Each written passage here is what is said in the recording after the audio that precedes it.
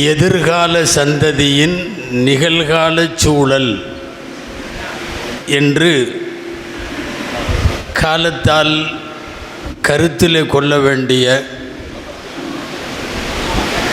குறிப்பாக அடுத்த தலைமுறையின் செவிகளுக்கு சென்று போய் சேர்க்க வேண்டிய ஒரு நல்ல தலைப்பில் ஒரு குறுகிய நேரத்தில் உங்களோடு சில செய்திகளை மாத்திரம் உங்கள் செவிகளுக்கு தந்து விடைபெற ஆசிக்கிறேன்.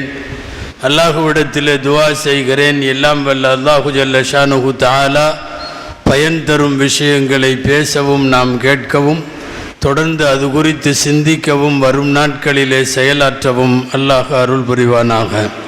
ஆமீன்.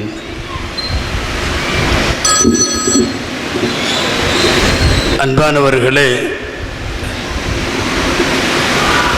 40 வயது வந்துவிட்டால் சந்ததியை குறித்த கவலையும் சந்ததிகளை குறித்த சிந்தனைகளும் ஒரு மனிதனை தொற்றிக்கொள்ளும் என்பது குர்ஆன் நேரடியாகவும் சில இடங்களில் மறைமுகமாகவும் சொல்லக்கூடிய கருத்து.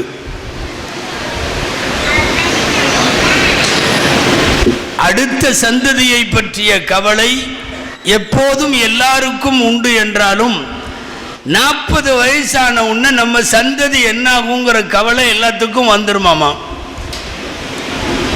அல்லாஹு சொல்லுகிறான், ஹத்தா இதா பலக 40 சனா, 40 வயசு வந்துருச்சுன்னா துஆ செய்ய துவங்குவார்கள் என்று துஆக்களை வரிசைப்படுத்துகிறான் குர்ஆனில்.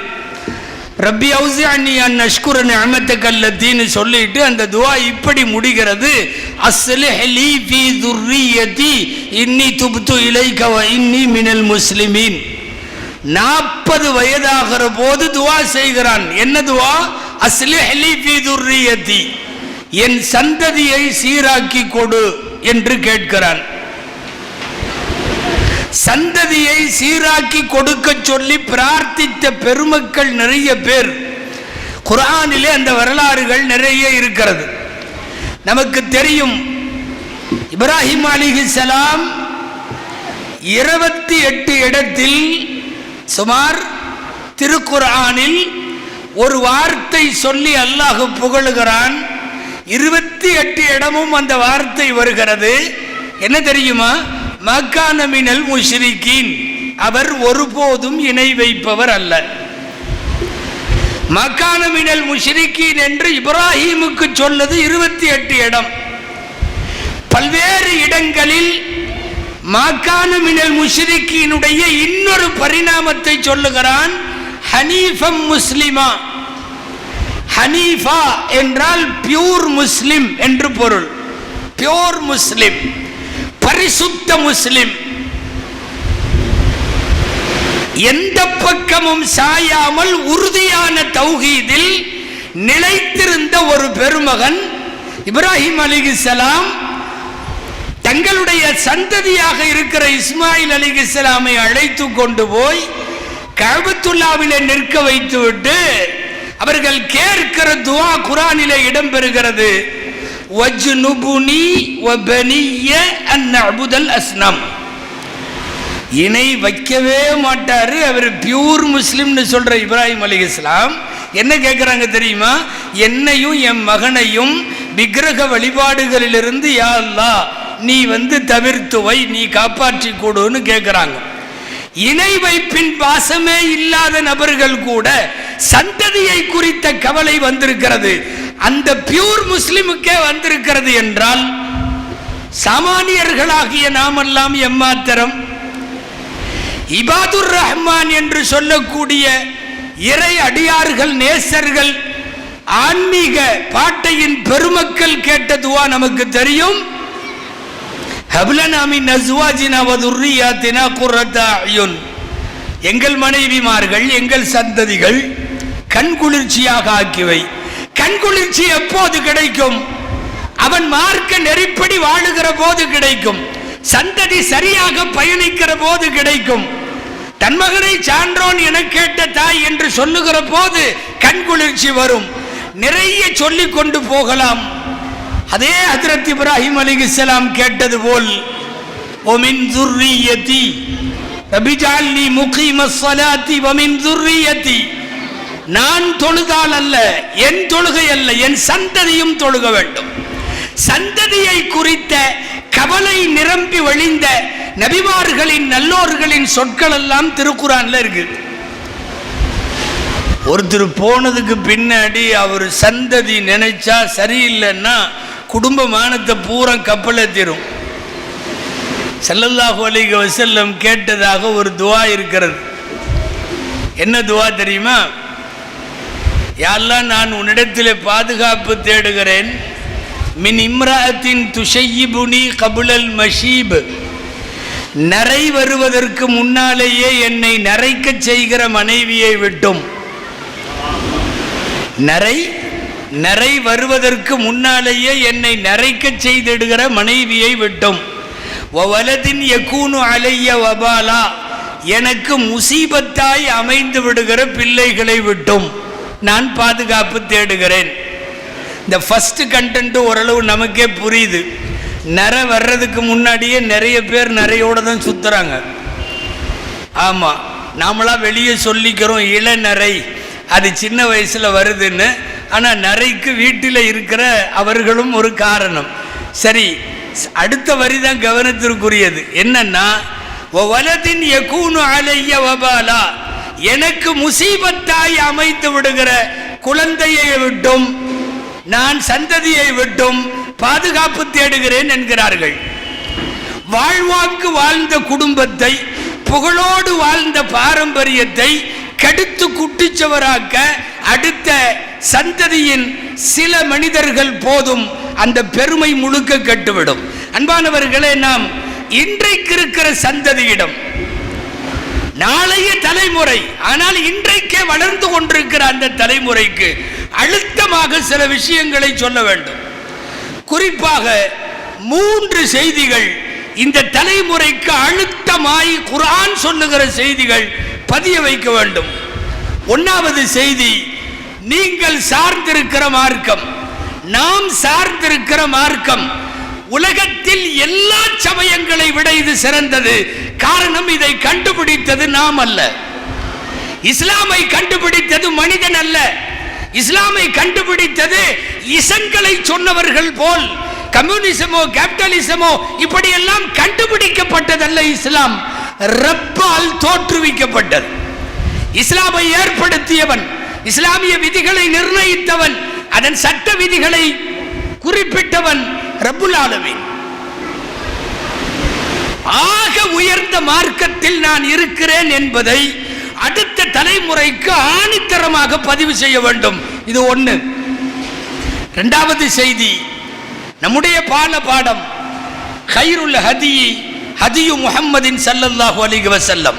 இந்த உலகத்தில் யாருடைய வழிகாட்டுதலையும் விட எபெருமானார் முஹம்மது ஸல்லல்லாஹு அலைஹி வஸல்லம் அவர்கள் வழிகாட்டியாக இருப்பது போல் உலகத்தில் எந்த வழிகாட்டியும் இல்லை. ஒப்பாரும் மிக்காரும் இல்லாத ஒரே தலைவர் எபெருமானார் ஸல்லல்லாஹு அலைஹி வஸல்லம். உலகத்திலே பல்லாயிரம் ஆண்டுகளாக தோன்றிய நான் நபிமார்கள் உட்பட சொல்லுகிறேன், யாரும் பெருமானாரை போல இல்லை. அவர்கள் வாழ்ந்து வழிகாட்டியதை போல் எந்த வழிகாட்டலும் இல்லை. எனவே ஆகச் சிறந்த மார்க்கம் நம்முடையது. ஆகச் சிறந்த அகிலத்தின் சிறந்த தலைவர் எம்பெருமானார் ஸல்லல்லாஹு அலைஹி வஸல்லம் நமக்கு வழிகாட்டி. 3வது செய்தி, அடுத்த தலைமுறைக்கு அழுத்தமாய் சொல்ல வேண்டிய செய்தி, இந்த மார்க்கத்தில் எவைகளெல்லாம் அனுமதிக்கப்பட்டதோ அது மட்டுமே இந்த உலகத்தில் வாழ்வை சிறக்க வைக்கும், செழிக்க வைக்கும். இந்த மார்க்கத்தில் தடை செய்யப்பட்டது, அது சூதுவோ வட்டியோ மதுவோ லஞ்சமோ திருட்டோ கொலையோ கொள்ளையோ என்னவாக இருந்தாலும் இந்த மார்க்கம் தடுத்ததெல்லாம் ஆக அசிங்கமானவை. எந்த விளைவையும் கெட்ட தீய முடிவுகளையும் அது ஏற்படுத்தும். இது அடுத்த தலைமுறைக்கு சொல்லணும். காலப்போக்கிலே இஸ்லாத்தால் தடை செய்யப்பட்ட போதை உள்ளிட்ட ஏராளமான விஷயங்கள் ஓரளவு சாதாரணமாக ஆக்கப்படுவதும், மார்க்கம் அனுமதித்திருக்கிற ஹலாலான விஷயங்களில் ஒரு அசட்டையும் பாராமுகமும் இந்த தலைமுறையிடத்தில் இருக்கிறது. அதை அழுத்தமாக சொல்லிக் கொடுக்க வேண்டிய பொறுப்பு நம் எல்லோருக்கும் உண்டு. அன்பான பெருமக்களே, அடுத்த தலைமுறைக்கு நீங்க காசு கொடுக்குறீங்களா, சொத்து கொடுக்குறீங்களா, என்னென்ன கல்வி எல்லாம் கொடுத்தீங்க, அவர் எத்தனை பட்டம் வாங்கினாரு, என்ன சம்பாத்தியம் வரும், எல்லாத்தையும் தாண்டி தலைமுறைக்கு தீன் தர வேண்டும், மார்க்கப்பற்று தர வேண்டும். நாம இன்னைக்கு அல்ஹம்துலில்லாஹ் நிறைய படிக்கிறார்கள், பொருளாதார வளம் உயர்ந்திருக்கிறது, எல்லார் கையிலேயும் முன்பிருந்ததை விட காசு இருக்கிறது. படிக்காத வீடுகளிலே கூட இப்போது புதிய தலைமுறை படிக்க முன் வந்திருக்கிறது, பட்டதாரிகள் வந்திருக்கிறார்கள். மார்க்கத்தை தருவதில் நாம் தோற்றுவிட்டோமோ என்கிற ஐயம் உண்டு. இன்றைக்கு இருக்கிற தலைமுறைக்கு தர வேண்டிய முதல் முக்கியமான அம்சம் மார்க்கம் தர வேண்டும். எம்பெருமானார் ஸல்லல்லாஹு அலைஹி வஸல்லம் வார்த்தைக்கு வார்த்தை அவர்களின் வாழ்விலும் வாக்கிலும் வழிநெடுக அதை வழிமொழிந்திருக்கிறார்கள். ஒரு நல்ல மாப்பிள்ளை வேணும், பொண்ணு இருக்கு, நல்ல மாப்பிள்ளை வேணும். யாரு? ஸல்லல்லாஹு அலைஹி வஸல்லம் சொல்லுகிற அளவுகோல் என்ன தெரியுமா? மன் தர்தௌன தீனஹு வ குலுகஹு. யார்கிட்ட மார்க்க பற்றும் குணமும் இருக்குதோ கல்யாணம் பண்ணி கொடுத்துரு. மன் தர்தௌன தீனஹு வ குலுகஹு ஃபஸவ்விஜூஹு. கல்யாணம் பண்ணி கொடுத்துருங்க. ரெண்டு விஷயம் இருக்கான்னு பாரு. அதில் ஃபர்ஸ்ட் விஷயம் மார்க்கம் இருக்க வேண்டும், மார்க்க பற்று இருக்க வேண்டும், மார்க்க தொடர்பு இருக்க வேண்டும். ரெண்டாவது நற்குணம் இருக்க வேண்டும். கல்யாணம் பண்ணி கொடுத்துரு. இது நல்ல மாப்பிள்ளைக்கு நபி ஸல்லல்லாஹு அலைஹி வஸல்லம் சொல்லுவது. சரி, எங்க வீட்டில் நல்ல பையன் இருக்கான், மாப்பிள்ளை, நல்ல பொண்ணு வேணும். ஸல்லல்லாஹு அலைஹி வஸல்லம் அங்கேயும் அதே அளவுகோல். நீங்கள் எல்லாம் அடிக்கடி நானும் நீங்களும் கல்யாண சபைகளில் கேட்கிற ஹதீஸ் அது. ஃபதுஃபர் பிதாத்தி தீன், மார்க்கம் உள்ளவளை மணந்துகொள். அழகு, அந்தஸ்து, பாரம்பரியம், குடும்ப பெருமை, என்னென்னவோ காரணங்களுக்காக அவள் மணமுடிக்கப்படலாம். நீ கல்யாணம் பண்ண வேண்டியது ஃபதுஃபர் பிதாத்தி தீன். ஒரு மாப்பிள்ளை தேர்வின் போது தீன் வேண்டுமாம், ஒரு பெண் தேர்வின் போது தீன் வேண்டுமாம். மாப்பிள்ளை வயதிலே தீனோடு இருக்க வேண்டுமானால் அது முன்னாலிருந்தே அது உருவாக்கப்பட வேண்டும். எனவே தான் இந்த தலைமுறைக்கு நீங்கள் எதை தருவதை விடவும் தீனை தர வேண்டிய பொறுப்பு இருக்கிறது. நம்ம நினைச்சா தர முடியும். எந்த குழந்தையும் எந்த சந்ததியும் நாம உருவாக்குற மாதிரி தான். என் குழந்தை நல்லா படிக்கணும், ஆரம்பத்திலிருந்தே கொண்டு வர முடியும். என் குழந்தை நல்ல தைரியமா இருக்கணும், கொண்டு வர முடியும். என் குழந்தை வீரமா இருக்கணும், கொண்டு வர முடியும். ஒரு சிற்பி சிலை செய்வது போலத்தான் நம் கையில தரப்பட்டிருக்கிற அடுத்த தலைமுறை. அப்துல்லா இப்னு ஜுபைர் ரலியல்லாஹு அன்ஹு சஹாபி இருந்தாங்க. அப்துல்லா இப்னு ஜுபைர் ரலியல்லாஹு அன்ஹு அவங்க அம்மா அத்தா ரெண்டு பேர்த்துக்குமே ஆசை என்ன தெரியுமா? அவங்க உம்மா வாப்பாக்கு யாருக்கும் பயப்படாம நம்ம குழந்தைய வளர்க்கணும். பிறந்த உன்ன கொண்டு வந்து வச்சது ரசூலுல்லாஹ் மடியில. உங்களுக்கு தெரியும் அவங்க வாப்பா உம்மா யாரு தெரியுமா? ஜுபைர் ரலியல்லாஹு அன்ஹு, நபிகளாரின் வலதுகரம். அவங்க தான் தகப்பனார். தாயார் யார்? அஸ்மா ரலியல்லாஹு அன்ஹா, அபூபக்கர் ரலியல்லாஹு அன்ஹுடைய மகள். ஆயிஷா அம்மாவுக்கு 10 வருஷம் மூத்தவங்க. அழகான தம்பதி அஸ்மா ஜுபைர் ரலியல்லாஹு அன்ஹுமா. அவங்களுக்கு பிறக்கிற குழந்தை அப்துல்லா. புருஷனும் பொண்டாட்டியும் மனைவியும் கணவனும் என்ன முடிவு எடுக்கிறாங்க தெரியுமா? கொஞ்சம் கூட பயமில்லாத ஒரு குழந்தையா என் குழந்தை வளரணும். காலையில் ஃபஜ்ருக்கு முன்னாடியே 4 மணிக்கெல்லாம் அந்த காலத்தில் பெண்கள் சுய தேவையை நிறைவேற்ற காடுகளுக்கு செல்வது வழக்கம்.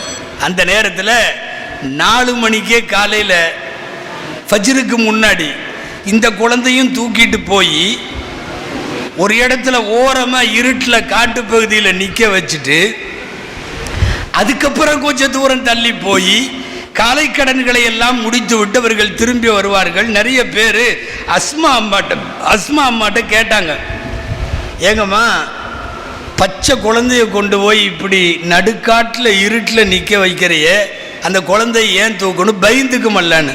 அவன் எந்த காலத்துலையும் பயப்படக்கூடாதுங்கிறதுக்காக தான் அப்படி பண்ணுறேன். எப்போ 3 வயசு 4 வயசுலேயே.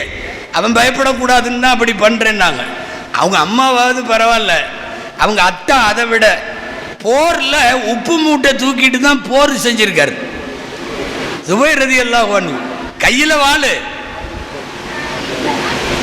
உப்பு மூட்டையில் அப்துல்லா இப்னு சுபைர் ரலியல்லாஹு அன்ஹு தூக்கிட்டு போர் கடைசி வரைக்கும் உள்ள போவார். எல்லாருக்கும் பதைக்கும். ஏன்னா யார் வெட்டினாலும் சுபைர் ரலியல்லாஹு அன்ஹுவின் கழுத்தை வெட்டுறதுக்கு முன்னாடி அப்துல்லா இப்னு சுபைர் ரலியல்லாஹு அன்ஹு தலை தான் போகும். அதுலேயும் உங்களுக்கு போர் வரலாறுகள் படித்தா தெரியும், எதிர்ப்படையில் பூந்து லாஸ்ட் வரையும் போயிட்டு வர்றது பெரும்பாலும் 2 பேர் தான். ஒன்று ஹம்சா ரலியல்லாஹு அன்ஹு எண்டு வரையும் போவாங்க, இன்னொன்று சுபைர் ரலியல்லாஹு அன்ஹு. நம்மள சில பேர் கபடி கபடி கபடின்ட்டு இப்படி திரும்பி வந்துடுவான், அந்த கோட்டுக்கு கூட போக மாட்டான். பார்த்துருக்கீங்களே, சில பேர் தான் துடிவாக என்ன பண்ணுவான்னா லாஸ்ட் கோடு வரையும் போய் ஒரு ரவுண்டை அலசி விட்டுட்டு கைக்கு சிக்காமல் வெளியே வர்றது உண்மையான கபடி வீரர்கள். லாஸ்ட் வரையும் போகிறாங்க. சுபைர் ரலியல்லாஹு அன்ஹு தோளில் குழந்தை, போர் செய்கிறவங்களுக்கெல்லாம் பதறுது, வெட்டனா தலை குழந்தை தலை போயிடும். சுபைர் ரலியல்லாஹு அன்ஹு சொன்னாங்க, எந்த யுத்தத்தை பார்த்தும் என் பையன் பயப்படக்கூடாது, போய் அப்படியெல்லாம் போர் செஞ்சவன். உண்மையாலுமே அப்படி தான் வந்தார். அவருக்கு கொஞ்சம் பெருசானதுக்கப்புறம் சிறுவராக விளையாண்டுருந்தார் ரோட்டில். உமர் ரலியல்லாஹு அன்ஹு வர்றாங்க. அப்போ அவங்க கலீஃபா பார்த்த உடனே எல்லா பையனும் ஓடிட்டான், கூட இருந்த பசங்க பூரா ஓடிட்டாங்க. இவர் மட்டும் அப்படி நின்னார். உமர் ரலியல்லாஹு அன்ஹு வர்றாங்க. உமர் ரலியல்லாஹு அன்ஹுக்கே சிரிப்பு, இவன் தைரியமாக அவன் மட்டும் நிற்கிறான் பாரு. எல்லாரும் ஓடி போயிட்டு உமர் பார்த்த உடனே எல்லாரும் ஓடியாச்சா. வந்த உடனே சிரிப்பை மறைச்சிக்கிட்டு கொஞ்சம் மிரட்டுற துணியிலேயே கேட்டாங்க அப்துல்லா இப்னு சுபைர்ட்ட, ஆமாம் எல்லாரும் ஓடினாங்கல்ல, நீ மட்டும் இங்கேயே நிற்கிற அப்படின்னாங்க. அப்துல்லா இப்னு சுபைர் ரலியல்லாஹு அன்ஹு பதில் சொன்னாங்க, 2 வரி அழகான பதில். லம் யகுனி தரீகு ضيقன் வலஸ்து முஜ்ரிமன். ரோடு ஒன்றும் குறுகலாக இல்லை நான் ஒதுங்கி ஓடுறதுக்கு. அப்படின்னா என்ன அர்த்தம்? ரோடு விசாலமாக இருக்குது, நீங்கள் அப்படி போங்க, நான் இப்படி நிற்கிறேன்னு அர்த்தம். அடுத்த வரி சொன்னாங்க, லஸ்து முஜ்ரிமன்னா என்ன அர்த்தம்னா, உங்களை பார்த்து பயந்து ஓடுறதுக்கு நான் குற்றவாளி இல்லை. குற்றவாளியாக இருந்தால் உமரை பார்த்த உடனே ஓடிடுவாங்க. நான் முஜ்ரிம் அல்ல, நான் குற்றவாளி இல்லை, எனவே ஓட வேண்டிய அவசியம் இல்லை. சரி கொஞ்சம் நகரலான்னா பாதை ஒன்றும் அவ்வளவு குறுகலாக இல்லை, விசாலமான பாதை. உமர் ரலியல்லாஹு அன்ஹு சொல்லுவாங்க, சுபைர் மகன் அப்படித்தான் பேசுவார். என்னன்னா வளர்ப்பும் வார்ப்பும் அப்படி. என்னுடைய மகன் சின்ன வயசிலிருந்து இப்படித்தான் வரணும், தீர்க்கமாக முடிவெடுத்து எந்த திசையோ அந்த திசையை நோக்கி குழந்தையை செலுத்தினால் நிச்சயமாக அது அப்படித்தான் வளரும். என் மகன் கல்வியில் மேம்பட வேண்டும், என் மகன் சமூக சேவையில் மேம்பட வேண்டும், என் மகன் அவையத்து முந்தி இருக்க வேண்டும், பெரியவர்களால் பாராட்டப்பட வேண்டும். இது எல்லாமே இன்றைக்கு இருக்கிற தலைமுறையிடத்தில் நாம ஒரு சேலஞ்சை வைத்துக் கொண்டு செய்ய வேண்டிய வேலைகள். ஆனால் நாளைய தலைமுறையினுடைய இன்றைய எப்படி இருக்கிறாங்கன்னு யோசிச்சாவே கஷ்டமா இருக்கு. பெரிய சவால். இன்னைக்கு பசங்களை பிள்ளைகளை வளர்த்து எடுக்கிறதுங்கிறது பெரிய சவால். அதாவது மது குடிக்கிறானா, கஞ்சா குடிக்கிறானா, லவ் பண்ணுறானா, சினிமாவுக்கு போகிறானா, இதெல்லாம் தாண்டி டோட்டலாக அடுத்த தலைமுறை அத்தனை பேரும் ஒரு விஷயத்தில் கரெக்டாக இருக்கான். என்ன தெரியுமா? ஆன்லைன் அடிமைகளாக இருக்கிறான். அடுத்த சந்ததி மட்டுமல்ல, நம்மளும் தான்.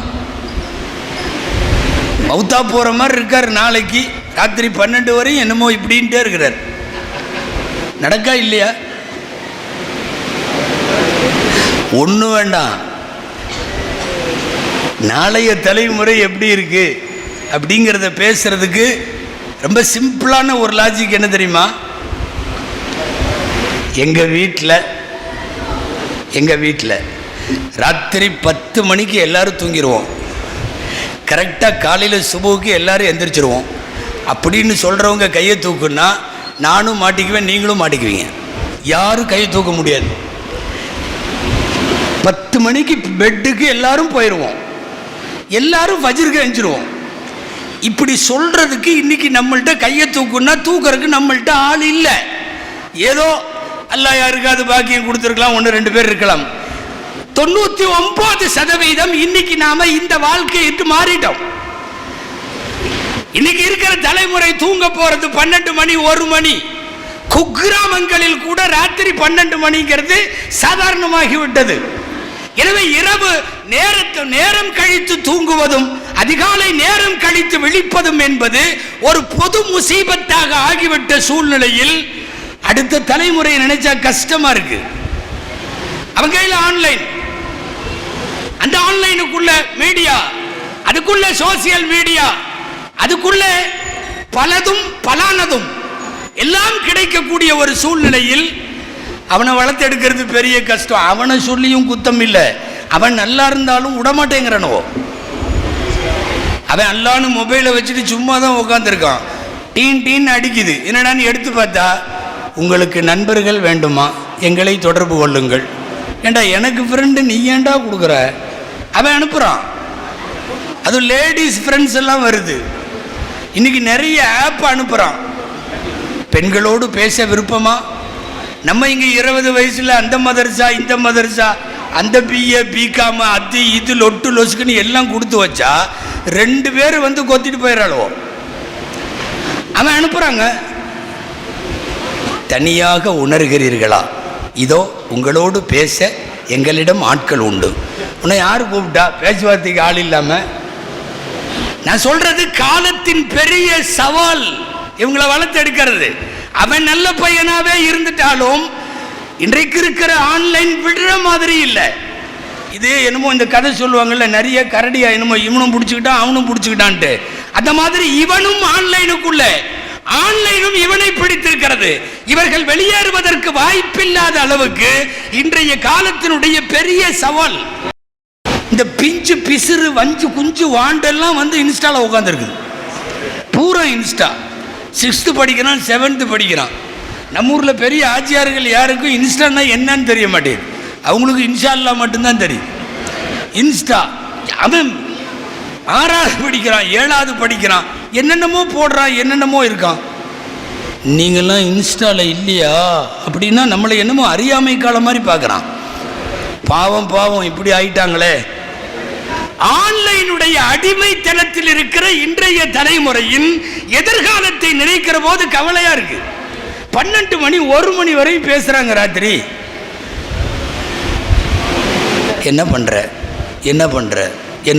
திரும்ப கேட்குறான். அவன் என்ன பண்றாளோ தெரியல. ராத்திரி 1 மணிக்கு சரி அவளா பதில் சொல்லுவான்னு பார்த்தா அவளும் திரும்ப இங்கே நீ என்ன பண்ற இப்படி என்ன பண்றேன்னு ராத்திரி 1 மணி வரை ஓடுது. நீங்க கேளுங்களேன் கூப்பிட்டு, என்னப்பா இப்படி இருக்கேன்னு. பேசுறது மட்டும்தான். சும்மா நைட் பேசிக்குவோம், அவ்வளோதான். இதுவரை பார்த்தது கூட இல்லை. நீ முதல்ல பேசுவ, பொதுவாகவே முதல்ல பேசிட்டாவே அப்புறம் பார்க்கலான்னு தோணும். மூசா அலைஹிஸ்ஸலாம் தூர் மலைக்கு பேசுறதுக்கு தான் போனாங்க. பேசின உடனே டாப்பிக்கை மாற்றிட்டாங்க. என்ன தெரியுமா? அரினல்லாக ரப்பி அரிணி ரப்பி அரிணின்னாங்க. என்னை கொஞ்சம் காட்டு பார்த்துக்கிறேன். என்னென்னா ஃபஸ்ட்டு பேச்சு தான் ஆரம்பித்தது. பேசின உடனே லவ் ஆயிடுச்சு. நான் சொல்கிறது மூசாவுக்கும் அல்லாவுக்கும். உடனே என்னென்னா பார்க்கணுங்கிறாங்க. காலலன் தராணி பார்க்கலாம் முடியாது, பேசிகிட்டு இருக்கிறது மட்டும்தான். லன் தரானின்ட்டான். இன்னைக்கு லன் தராணி மாதிரியெல்லாம் பிள்ளைங்க இல்லை. அதுக்கு ஓப்பனாக இருக்குது, ரெடியாக இருக்குது பேசுவதற்கு. அடிக்கடி சொல்கிறது உண்டு. நாமளும் வளர்க்குறோம். குரானை ஓதி கொடுத்து அதை பண்ணி இதை பண்ணி ஆலிமாவாயாச்சு, முபல்லிகாவாயிருச்சு. எங்கள் ஊரில் அப்படி ஓதி இருக்கு, இப்படி ஓதி. தாய்மார்கள்லாம் வந்திருக்காங்க, நான் பார்த்தேன். அந்த பக்கம் நிறைய உட்காந்துருக்காங்க. அதனால் அவங்களுக்கு சொல்ல வேண்டியது இருக்குது. ராத்திரி 1 மணிக்கு இந்த புள்ள யாருக்கோ சலாம் சொல்லுது. அவன் வாலைக்கும் சலாம்னு பதில் அனுப்புகிறான். ஏமா ராத்திரி 1 மணிக்கு என்னம்மா பெட்ஷீட்டுக்குள்ளே லைட் எரியுது? ஆலிமாங்கிறாங்க, முபல்லிகாங்கிறாங்க. நீ 1 மணிக்கு என்ன ஆன்லைனில் பயானா கேட்டுட்ருக்கிற? இல்லை ஒரு ராத்திரி 1 மணிக்கு ஏதாவது கராத்து கேட்டுட்ருக்கிறியா? அன்பானவர்களே, இந்த அடிமைத்தனத்திலே சிக்குண்டு இருக்கிற இந்த நிகழ்காலம் அடுத்த தலைமுறைக்கு வருகிற போது எப்படி இருக்குமோ என்கிற பெரிய பயம். சர்வசாதாரணமாக 1 மணி 2 மணிக்கு முடிக்கிறான். நீங்கள் நினைக்கக்கூடாது முடிக்கிறான்னு, மொபைலு மவுத்தாக போயிடும். மொபைலு என்னை விட்டுடாப்பான்னு சொல்லி அது செத்து போயிடும், சார்ஜ் போய், அல்லது இவன் அந்த போட்டிருக்கிற அந்த ஜிபி எல்லாம் தீர்ந்து போய் என்னை ஆளை விட்டா போதுன்னு அது மவுத்தானோன்னு இவனும் அதை போட்டு படுத்துருவான். 1 மணி 2 மணி. சஹீஹுல் புகாரில் ஹதீஸ் இருக்கு, நைட்டு விழிப்பது தடை என்பதை பற்றிய பாடம். அப்படி ஒரு பாடம் இருக்கு. இந்த பாடத்தில் இமாம் புகாரி ரஹிமஹுல்லாஹ் ஒரு ஹதீஸை பதிவு செய்வாங்க. கானன் நபியு ஸல்லல்லாஹு அலைஹி வஸல்லம் யக்ரகுல் நௌம கபிலல் இஷாஇ வல் ஹதீத பஅதல் இஷா. இஷாவுக்கு முன்னால் தூங்குவதை நாயகம் வெறுத்தார்கள், இஷாவுக்கு பின்னால் பேசுவதை அரட்டை அடிப்பதை நாயகம் வெறுத்தார்கள். இஷாவுக்கு முன்னாடி தூங்குறது வேணாம், தொழுதுட்டு தான் தூங்கணும் அப்படின்னு. அப்படின்னா அவங்கெல்லாம் 7:30 7:45 தூங்குறதுக்கு ரெடியாக இருக்காங்கன்னு தெரியுது. ரசூலுல்லாஹ் தடுத்திருக்காங்க. இஷாவுக்கு பிறகு பேசுவதை தடுத்தார்கள். இன்னைக்கு இஷாவுக்கு பிறகு இதை தூக்கினா நாம் பேசுகிறோம். எங்கே தெரியுமா? வெறும் ஃப்ரெண்ட் அல்ல, உள்ளூர் அல்ல, மாவட்டம் அல்ல, உலக அளவில் பேசுகிறான். ராத்திரி 1 மணிக்கு பிலிப்பைன்ஸில் உள்ள பிள்ளைகிட்ட பேசிட்டு இருக்கிறான். அகில உலக அளவில் இன்னைக்கு ஒரு குளோபல் வில்லேஜாக, உலகம் ஒரு கிராமமாக சுருங்கிவிட்ட சூழ்நிலையில் இந்த ஆன்லைன் பரிவர்த்தனைகள் மூலம் மிக மோசமான ஒரு அடுத்த சந்ததியை குறித்த பயம், இன்னைக்கு எல்லாருக்கும் அந்த பயம் வந்திருக்கிறது. அடுத்த தலைமுறையை குறித்த கவலைகளில் இங்கே நிறைய ஆண்கள் இருக்கீங்க, பெண்களை பற்றி நிறைய சொல்ல வேண்டியது இருக்கிறது. அன்பானவர்களே, ஆதமுடைய மக்களில் நம்மை தவிர யாருக்கும் வெட்கத்தை எல்லாம் வைக்கல. ஆடு மாடுக்கெல்லாம் வெட்கம் இல்லை, உயிரினங்கள்ல வெட்கத்தை வைக்கல. ஆனாலும் வெட்கத்தோடு சில பிராணிகள் இருக்கிறது. ஒரு ஆடு தெருவில் ஒண்ணுக்கு போகும், ஒரு மாடு குப்பை தொட்டியில படுத்துக்கும். ஏதாவது ஒரு மிருகம் இன்னொருத்தன் சக மிருகத்தோடு பப்ளிக்கிலேயே சேர்ந்து கொள்ளும். மனிதனுக்கு இது எல்லாமே செய்ய முடியாது, இவனுக்கு மட்டும்தான் வெட்கம். அந்த வெட்கம் பெண்களுக்கு ரொம்ப தேவையான வெட்கம். இன்னைக்கு காலப்போக்கில் அது எடுபட்டு போய்விட்டது. அடுத்த தலைமுறையினுடைய பெரிய கவலை அது. பெண்கள்கிட்ட முதல்ல எல்லாம் பேச முடியாது அவ்வளவு சீக்கிரம், பெண்கள்கிட்ட பழக முடியாது அவ்வளவு சீக்கிரம். கொஞ்ச நேரம் அந்த பெண்ணினுடைய கண்ணும் நமது கண்ணும் சந்திக்க முடியாது. இது எல்லாமே ஒரு காலம் முன்னாடி, லாங் ஏகோ. இன்னைக்கு அப்படி இல்லை. பேச்சில வெட்கம் இல்லை, பார்வையில வெட்கம் இல்லை, பழகுவதில வெட்கம் இல்லை, பயணிப்பதில வெட்கம் இல்லை, கலந்துரவாடுவதில வெட்கம் இல்லை. எல்லா வெட்கமும் போயிருச்சு. எனக்கு மாப்பிள்ளை இப்படி வேணும்னு 40 கண்டிஷன் போட்டு பேசுதே பொண்ணு. எந்த காலத்தில் நம்ம வீட்டில் பேசினாங்க அப்படி? எனக்கு வரப்போற புருஷனை இந்த மாதிரி நீ பண்ணி கொடுன்னு சொல்லி எந்த வீட்டில் பேசினாங்க? இமாம் புகாரி ரஹ்மத்துல்லாஹி அலைஹி திருமணம் சம்பந்தமான பாடத்தில் இஸ்திதான், இந்த மணப்பெண்ணிட்ட அனுமதி வாங்குவோம் இல்லையா, இந்த மாப்பிள்ளையை உனக்கு கட்டி வைக்கிறோம் சம்மதிக்கிறீங்களான்னு, அதில் ஒரு ஹதீஸ் பதிவு செய்வாங்க. இல்லை பிரபலமாக தெரிஞ்ச ஹதீஸ் தான். என்னன்னா, கன்னி பெண்ணிடத்தில் கல்யாண அனுமதி கேட்கிற போது அவ வாயை திறந்து சொல்லணும்னு அவசியம் இல்லை, அமைதியாக இருந்தால் போதும். இதுக்கு தனியாக தலைப்பு போடுறாங்க இமாம் புகாரி, இத்னுஹா சுமாத்துஹா. அந்த பெண் மௌனமாக இருப்பதே அனுமதியாகும். ஆனால் ஏற்கனவே வாழ்ந்து திருமணமாகி விதவையாகவோ விவாகரத்து பெற்றவளாகவோ இருந்தால் அந்த பெண்ணு வாயை திறந்து சொல்லணும், சரி நான் இந்த மாப்பிள்ளையை கல்யாணம் பண்ணிக்கிறேன்னு சொல்லணும். கன்னி பெண்களுடைய மௌனத்தை அனுமதியாக இந்த மார்க்கம் எடுப்பதற்கு என்ன காரணம்னா, அவ்வளவு சீக்கிரமா கல்யாண விஷயத்தை கன்னி பெண்கள் பேச மாட்டாங்க. இதுதான் இஸ்லாமிய கான்செப்ட். இதுக்காக கொண்டு வந்தது அந்த ஹதீஸ்.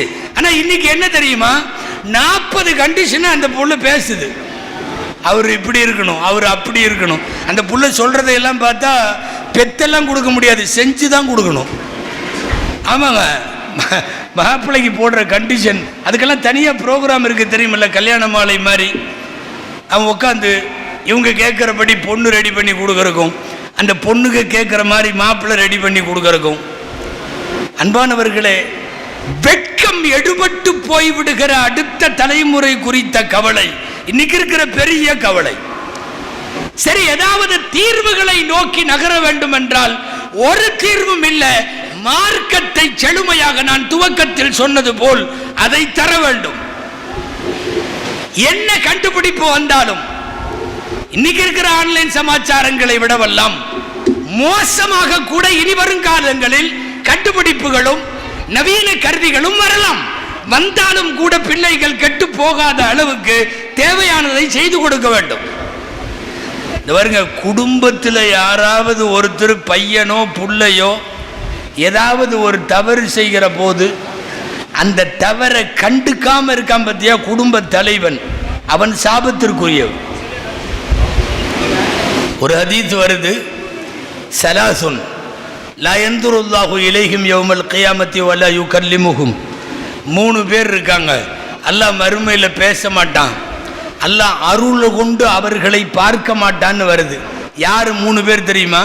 அதில் ஃபஸ்ட்டு அல் ஆக், பெற்றோரை நோவினை செய்பவன், பெற்றோரின் பத்வாவுக்கு ஆளானவன். அவன் முதல் 1வது. 2வது அல் முத்தரஜ்ஜிலா, தாய்மார்கள் கவனிக்கணும். ஒரு குடும்பத்தில் ஆணை போல தன்னை பாவித்து கொள்ளுகிற பெண். குடும்ப நிர்வாகம் பூரா கையில் வச்சுக்க வேண்டியது, எல்லா அட்மினிஸ்ட்ரேஷன் பவரை பூரா கையில் வச்சுக்க வேண்டியது. குடும்ப தலைவர் பூரா கருவேப்பிலை மாதிரி ஆணை போன்று தன்னை நிர்வாகமாக்கி கொண்டு, தலையை நிறைய பேர் ஆட்டுறதை பார்த்தா அப்படி தான் இருக்குதுன்னு நினைக்கிறேன். நிறைய இடத்துலையே அப்படித்தாங்க நிர்வாகமே இன்னைக்கு பூரா குடும்பம். அதுவும் சில பேர்லாம் அல்லாஹு அக்பர், ரிட்டையர்மெண்ட் ஆனதுக்கப்புறம் வீட்டில் இருக்கிற ஆம்பளைகள்கிட்ட கேளுங்க, வீட்டில் எப்படி இருக்கிறீங்கன்னு. உண்மையாலுமே கருவேப்பிலை மாதிரி. அல் முத்தரஜ்ஜிலான்னா அதுதான் அர்த்தம். ஆணை போல் தன்னை பாவித்து கொண்டு எல்லா அட்மினிஸ்ட்ரேஷனையும் கையில் வைத்திருக்கக்கூடிய பெண். 3வது ரசூலுல்லாஹ் சொல்றாங்க,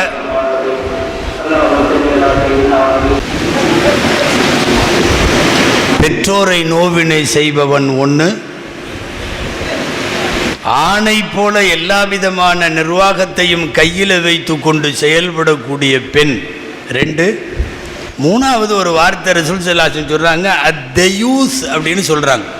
தெயூஸ் ஒரு புதுமையான அரபி வார்த்தை மாதிரி தெரியுது. என்னன்னா, தன் குடும்பத்திலே தனது கட்டுப்பாட்டில் ஒரு குடும்ப தலைவர் தன் வாரிசுகளில் தன் சந்ததிகளில் யாராவது தவறு செய்கிற போது கண்டும் காணாமல் இருப்பவர். தான் பெற்ற பிள்ளைகள் தனது கட்டுப்பாட்டிலே இருப்பவர்கள் செய்யும் தவறுகளை யார் கண்டும் காணவில்லையோ அவர்களும் இந்த லிஸ்ட்ல உண்டு. லா யன்துருல்லாஹு இலைஹிம் வலா யுகல்லிமுஹும், அல்லாஹ் அவர்களோடு அருட்பார்வை பார்ப்பதில்லை, அவர்களோடு பேச மாட்டான் என்பது. எனவே அடுத்த தலைமுறைக்கு சொல்லித்தர வேண்டியது, எல்லா வசதி வாய்ப்புகளுக்கு அப்பால் மார்க்கத்தினுடைய செழுமை, அதனுடைய வளம் நம்முடைய பிள்ளைகளிடத்தில் வர வேண்டும். இது ஒண்ணுதான் அடுத்த தலைமுறையை காப்பாற்றும். மொபைலை புடுங்கி வைக்கிறனால எல்லாம் ஒன்றும் நடக்காது. மொபைலை புடுங்கி வைக்கிறனால எல்லாம் நடக்காது. கருவிகளை தரமாட்டோம் என்று சொல்லுகிற காலத்தில் நாம் இல்லை. கொஞ்ச நாளைக்கு முன்னாடி எல்லாம் சொல்லிட்டு இருந்தோம், பிள்ளைகளுக்கு மொபைல் வாங்கி கொடுக்காதீங்க அப்படி இப்படின்னு எல்லாம். இன்னைக்கு அவன் பாடம் பூரா அதில் தான் நடத்துகிறான். எல்லா ப்ராஜெக்டும் அவன் அதில் தான் சொல்கிறான். ஸ்கூலை விட்டு வரும்போதே மொபைலை கொடுன்னு வாங்கிக்கிட்டு அது பாடத்தை ஹோம்ஒர்க் எல்லாம் அதில் தான் செய்யுது. எனவே தர முடியாது என்கிற கட்டத்தை நாம் கடந்து விட்டோம். ஆனால் நிரந்தர தீர்வு என்ன தெரியுமா? எல்லா காலத்துக்குமான பெர்மனன்ட் சொல்யூஷன் என்ன தெரியுமா? என்ன கருவி கையில கொடுத்தாலும் அவனிடம் தீன் இருக்கிறது, அவன் தவறிவிட மாட்டான் என்கிற அளவுக்கு அவனுக்கு தேவையான மார்க்க பற்றை, தீனின் வளத்தை தர வேண்டும். யாரையும் பார்க்காம அல்லாஹ் ரசூலை பார்க்கிற மனப்பான்மை. நான் துவக்கத்தில் சொன்னேன், ஹைருல் ஹதியி ஹதியு முஹம்மதின் ஸல்லல்லாஹு அலைஹி வஸல்லம். அன்னலார் போல் வழிகாட்டல் செய்கிற தலைவன் உலகத்தில் எவனும் இல்லை. எவமனையோ பார்த்துட்டு அந்த நடிகை இந்த நடிகை பின்னாடி பின்னாடி போகிறாங்க. அது குறித்து ரொம்ப விவரமாக பேச வேண்டியது வரும். ஒழுக்கம் உனக்கு கற்பிக்க தருபவன் எவனோ அவன் தான் தலைவன். உனக்கு ஒழுக்கம் அவன் சொல்லி தரணும். அவனே ஒழுக்கம் கெட்டவனா இருந்தா அவன் எப்படி உனக்கு? முதல்ல மேலே இருக்கிறவங்கள்ட்ட இருந்து தான் ஒழுக்கமே வரும். தமிழில் ஒழுக்கம்ங்கிறது ஒழுகிறது தான். ஒழுகிறது மேலிருந்து தான் ஒழுகணும். கீழிருந்து அதுக்கு பேர் கிளம்புறதுன்னு அர்த்தம். அது கொப்பளிக்கிறதுன்னு அர்த்தம். ஒழுகிறது அல்ல. ஒழுகிறது எங்கிருந்து ஒழுகும்? மேலிருந்து தான் ஒழுகும். உனக்கு மேலே உள்ளவர்கள் தான் உனக்கு ஒழுக்கம் சொல்லித்தர முடியுமே ஒழிய நேற்று வரைக்கும் வேற மாதிரி இருந்தவனெல்லாம் சொல்லித்தர முடியாது. யார் வந்தாலும் என்ன நடந்தாலும் ஒரு நடிகனுக்கு பின்னால், ஒரு ஸ்டாருக்கு பின்னால், ஒரு விளையாட்டு வீரனுக்கு பின்னால், மொத்தத்தில் இன்னைக்கு ஒரு ஃபேமஸ் ஆயிட்டான்னா அவனுக்கு பின்னால் என்று போகக்கூடிய புத்தி முதல்ல மாறணும். சொல்லிக் கொடுக்க வேண்டும். எங்களின் ஒட்டுமொத்த உம்மத்துக்கான ஹீரோ நபிகள் நாயகம் ஸல்லல்லாஹு அலைஹி வஸல்லம். உலகத்தில் இருக்கிற யாருக்கும் இல்லாத, ஒப்பாரும் மிக்காரும் இல்லாத ஒரே தலைவர் நபிகள் நாயகம் ஸல்லல்லாஹு அலைஹி வஸல்லம். அதை சொல்லிக் கொடுக்க வேண்டிய பொறுப்பு இருக்கிறது. எதிர்கால தலைமுறை குறித்த கவலைகள்ல ஒன்று என்னன்னா, உங்களுக்கெல்லாம் தெரியும், அநேகமாக காலையிலிருந்து நிறைய பேசியிருப்பாங்க. தமிழகம் சிக்கி கிடக்கிற போதையின் சூழல். நம்மளுக்குள்ள ஓப்பனாகவே பேசித்தான் ஆகணும். கசப்பாக இருந்தாலும் மறைச்செல்லாம் பேச முடியாது. அது அலைகளின் வழியாக அகிலம் முழுவதும் போனாலும் பரவாயில்ல. இன்னைக்கு மிகப்பெரிய அளவில் தமிழக முஸ்லிம் வீடுகளிலே வளர்த்தெடுக்கப்படுகிற பிள்ளைகளிடத்தில் கஞ்சா பொட்டலங்கள். இதில் நாம் எல்லாமே தோற்றுருக்கோம். நம்முடைய ஜமாத்துகள், நம்முடைய அமைப்புகள், நம்முடைய இயக்கங்கள், தொண்டு சார்ந்து செயல்படக்கூடிய நம்ம எல்லாமே தோற்றுருக்கோன்னு அர்த்தம். முஸ்லிம்கள் நிறைந்து வாழக்கூடிய ஊர்களில் 4 பையனுக்கு ஒரு பையன் கஞ்சாவுக்கு அடிக்ட்டுங்கிறாங்க. உளவுத்துறை தகவல் தருகிறது. 4 பேத்துல ஒரு முஸ்லிம் பையன் அடிக்டா இருக்கான். அதாவது பெரிய பெரிய தலைப்புகளை வைத்து விவாதித்து உங்களிடத்தில் அவர்களிடத்தில் பேச வேண்டிய மாநாடுகள் கஞ்சா ஒழிப்பை பற்றி பேசுகிற அளவுக்கு இந்த மாநாடு இறங்கி போயிருக்கிறதுன்னு சொல்ல வர்றேன். இதெல்லாம் ஒரு தலைப்பாக பேசுகிற அளவுக்கு வந்தது இந்த கடைசி இந்த சமூகத்தினுடைய துரதிர்ஷ்டம் என்று சொல்ல வருகிறேன். குப்பை தொட்டியில போட வேண்டிய, சாக்கடையில போட வேண்டிய பொருள் சமுதாய இளவல்களின் வாய்க்கு வருகிறதுன்னா சாக்கடைக்கான பொருள் அது கஞ்சாங்கிறது. இளைஞர்களின் காதுகளுக்கு போய் சேரணும். நிறைய கிராமவாசி ஒருத்தர் மது முழுமையா தடை செய்யப்பட்டது தெரியல அவருக்கு. அவரு அப்பதான் இஸ்லாத்தில் சேர்ந்திருக்காரு. முதன்முறையா ரசூலுல்லாஹ்வை சந்திக்க வர்றாரு. ஃபர்ஸ்ட் சந்திக்கிறப்போ பெரிய கிஃப்ட் ஏதாவது கொடுக்கலாமேன்னு அவங்க ஊர்ல கிடைக்கிற உயர்தரமான மது ஒரு டின்னு வாங்கிட்டு வந்துட்டார். நல்ல ஒரு டின்னு, நம்ம பசங்க பாணியில் சொன்னால் நல்ல சரக்கு வாங்கிட்டு நேராக வந்துட்டார். வந்து சபையில் வச்சிட்டார். ஸல்லல்லாஹு அலைஹி வஸல்லத்திட்ட அவர் இஸ்லாமானதை சொன்னார். அவருக்கு மது நிரந்தர தடையானது தெரியலைங்கிறதையும் புரிஞ்சுக்கிட்டாங்க. என்னன்னாங்க, எங்கள் ஊரில் கிடைக்கிறது நல்ல ஹை கிளாஸ், ஹை குவாலிட்டி ஒரு டின்னு நிறையா உங்களுக்கு வாங்கிட்டு வந்தேன். இப்படி சொன்னாங்க. இன்னல்லாஹ ஹர்ரமல் ஹம்ர ஹராமன் முஅப்பதா, நிரந்தர ஹராமா அல்லாமா அல்லாஹ் ஆக்கிட்டான், உங்களுக்கு தெரியலை, இதை நான் பயன்படுத்த முடியாதுன்னு. அவருக்கு முகமே சின்னதாக போச்சு. பெரிய லெவலில் அன்பளிப்புன்னு கொண்டு வந்தார் ஸல்லல்லாஹு அலைஹி வஸல்லத்திட்ட. அப்புறம் அவர் சொன்னார், வந்தவர் அவர் அப்பாவி கிராமவாசி, சரி பரவாயில்ல நான் வந்து சேல் பண்ணிடுறேன், நல்ல விலைக்கு போகும். ஸல்லல்லாஹு அலைஹி வஸல்லம் அவர்கிட்ட கூப்பிட்டு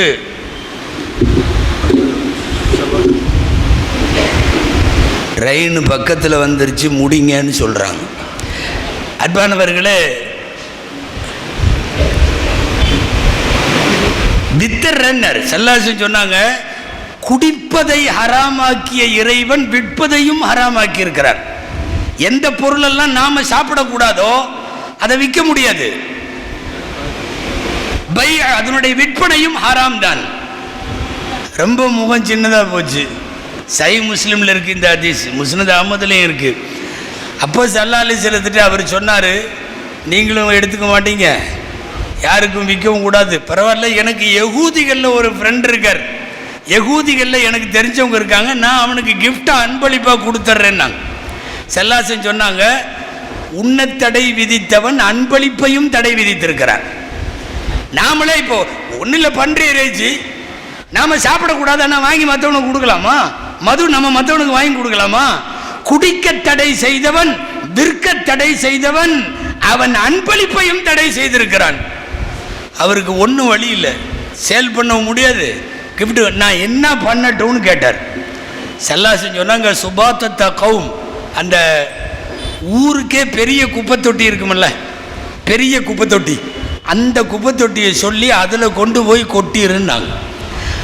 ஊரிலேயே ஆகப்பெரிய சாக்கடையில் கொட்டப்பட வேண்டிய ஒரு சரக்கு இன்னைக்கு சமுதாயத்தினுடைய வாய்களுக்கு, இளவல்களின் வாய்களுக்கு வருகிறதுன்னா, இதையெல்லாம் ஒரு தலைப்பாக்கி பேசுகிற சூழ்நிலை வந்திருக்கிறது என்றால், அடுத்த தலைமுறை குறித்து இது ரொம்ப ரொம்ப பெரிய துரதிர்ஷ்டமான விஷயம்.